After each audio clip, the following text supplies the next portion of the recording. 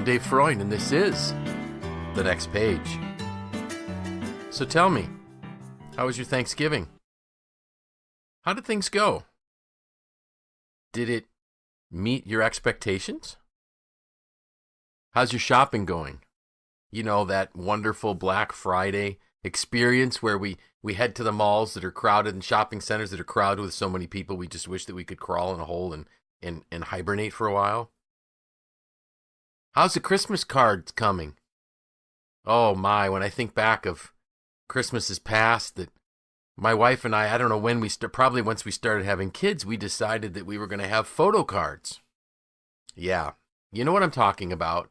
How many times did we have the kids standing out in the freezing cold without any jackets because we needed to get that Christmassy picture just right? And that was before the days of Photoshop and touching things up, or at least I didn't know how to do it at the time. So now let's see, what do we make? Oh, let's complicate the situation by adding 3 in-law kids and 8 grandchildren and trying to make that picture just perfect so that it fits on the card. I know what you're saying. What happened to "it's the most wonderful time of the year" guy? Well, I'm still here. But the reality is that this time of year has a lot of stresses. The reality is that this time of year can be very, very difficult. The holidays are fraught with pitfalls and dangers and potholes that can really derail what we want to have as really the most wonderful time of the year. We need to prepare for those difficult moments and not pretend that they're not going to exist. They will exist. There will be tension. There will be struggles. There will be things that we aren't planning for. This week's post that went out just this morning was, "It's yours for the choosing." And let me explain how I came up with that. My Thanksgiving was wonderful. It was really great. It started out, we actually were let out of work a bit early on Wednesday, which was a great treat because I had so many things I needed to get done, so many things I needed to accomplish, and Randy, our president and CEO, was gracious to let us leave at noon.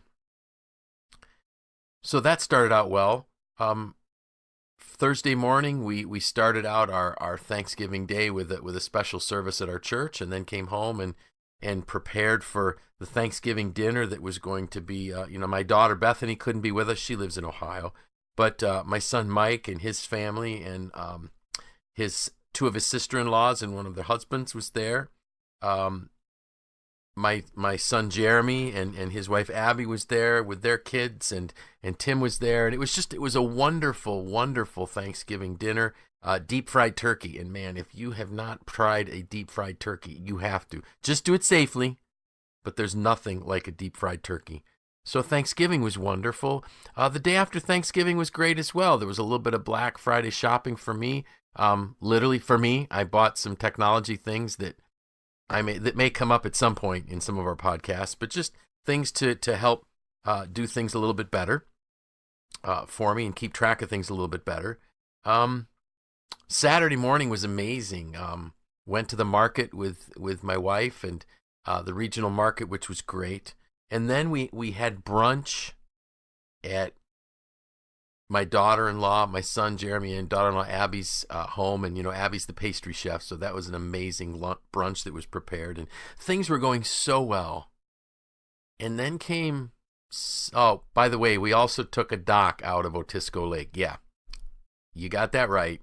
Friday, we took a dock out of Otisco Lake. The water was so cold that the ice that we knocked off the dock didn't melt when it hit the water. It was still floating like ice cubes in an ice-cold drink when we left. Now, granted, we didn't have to get into the water, and my boys did most of the work, but I was there for moral support and carrying dock panels because I guess they were afraid I might fall in or something.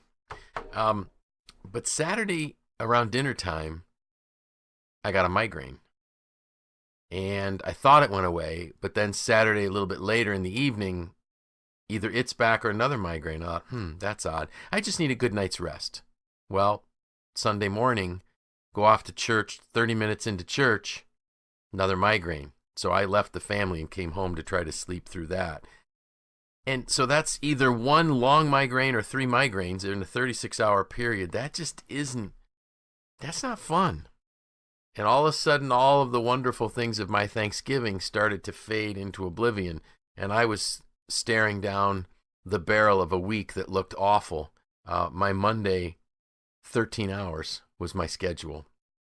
And I was going to have to be on my game to facilitate a school board retreat from 5 to 9 Monday evening. Tuesday, I was going to be stuck with having to teach a 15 invaluable laws of growth class and 8 coaching sessions throughout the week. So needless to say, by Sunday night, I was feeling pretty miserable. Monday morning, I get up and I rush into the office to get prepared for the day that's going to be there and to make sure I was prepared for the evening to facilitate the board retreat. And I was feeling pretty bad. And it was in that moment of feeling pretty bad that I get an alert on my phone that Debra Searle is going live. It was either on Instagram or Twitter or something. But anyways, there was a live feed that she did with anybody that was willing to watch. Now, Debra Searle is an amazing woman. Those of you that attended Live to Lead will recognize that Debra is the woman that rowed a boat solo across the Atlantic. So that tells you a little bit about her stick-to-itiveness, to use a phrase that my dad used to say, her determination. And she really is a master at focusing on positive mindsets. And one of the things that Debra said in that presentation, which I found just so amazing, was that you need to choose the attitude that you're going to have for the day. And I thought, wow, that's really powerful. And that's something that she always does. Each morning she chooses an attitude. And then she starts to write in her journal about what that attitude is going to bring into the day. And this allows her to see the benefits of training her mind, and the benefits of that mindset, which would help train her mind to recognize those benefits as they come through the day. And she also goes on to say, write down why you might be struggling. Now you might say, well, wait a minute, that's crazy. Why in the world should I write down why I'm struggling? I'm already miserable. Adding more miserable to miserable is not going to help, but it really does, because what happens is if you choose your attitude and you write it down, and you write down the benefits of that attitude, and then you write down what you're struggling about and why you're struggling with it, then you can determine what of those things you can truly affect. And then you can develop an action plan for tackling them. So if I look at what I'm struggling with, what can I do? What can't I change? And then what can I do with that information? So the reality is, don't worry about the things that you can't change. They're just going to have to process through. Only focus on the things that you could change. So let me go back to my Monday. As I got ready to plan my day, I was struggling again with, now, I don't know if you've ever suffered from a migraine, but the day after a migraine is usually lousy. A dull headache. A lot of times I'm very flushed, like my face looks like my blood pressure is really high. If anytime you cough or you bend over, your head hurts. You bend over to pick up a pen and your head hurts. And it's a lousy, quite frankly, just a yucky feeling that you have at least for another day. And my day was going to be 13 hours at work. I was going to get home really late. But I had a choice to make. I could change the way I was going to view my day. I could choose to focus on the positive. I could choose to focus on the value that I will be bringing to the people during my busy week. And just doing that changed my mindset. So rather than saying I had to facilitate a school board meeting and I was stuck with teaching a 15 laws class, these statements were what flushed out. I have the privilege of working with a school board. I have the privilege of spending the evening with volunteers who spend so many hours of their day volunteering to help chart the path for a school district that educates the minds and hearts of 5,700 young people.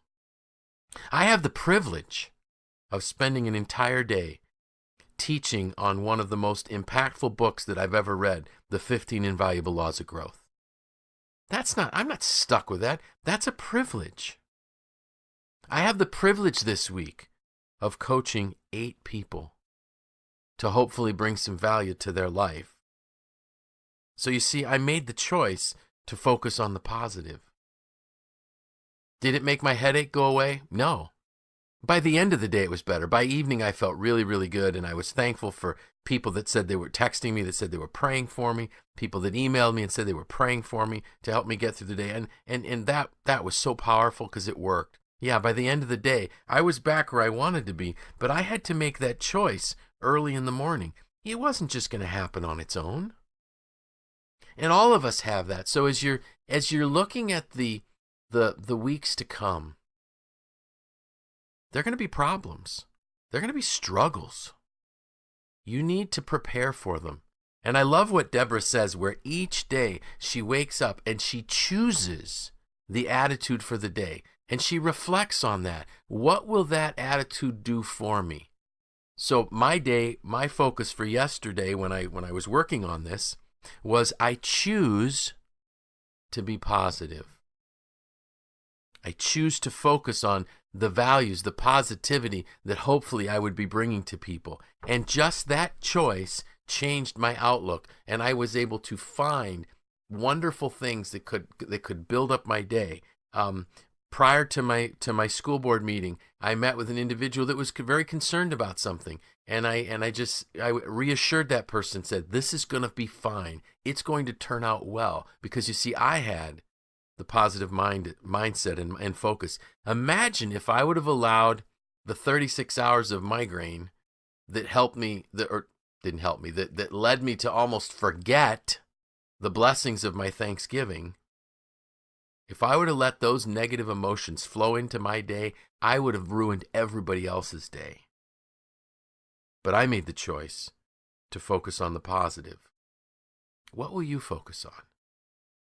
I'm going to leave in the show notes some links so that you can follow Debra Searle. I highly recommend it. She's just such an inspiration to anybody that follows her, because each day you get this little bit of positivity from her of what she's choosing, how she's going to act, those type of things. Debra Searle's a great one. Rachel Hollis is another one to help us figure out how to stay positive. Joe Duncan, I've mentioned him in the past as well, before 5 a.m., where Joe talks about making it a great day and making the most out of what's happening. So as we get into this wonderful, what is truly the most wonderful time of the year, let's prepare for the pitfalls that are going to hit us, the blindsided cheap shots that are going to come. And let's set our intention on something positive. I'm dfreund. And this was The Next Page.